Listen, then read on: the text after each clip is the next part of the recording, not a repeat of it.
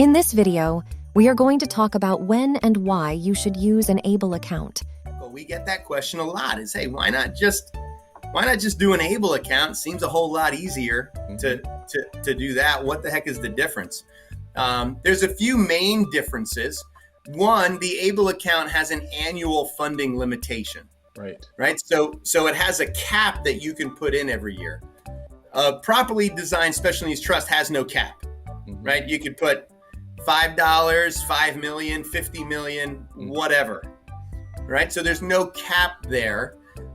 So there could be more flexibility in terms of when you decide to fund it, meaning that many people will fund a special needs trust at the end of their life. So if you decide that's how your funding mechanism is going to work, then if you're just using an ABLE account, you have to make sure you have less than $15,000 at the end of your life that you want your child with a disability to have and utilize. Thank you for watching.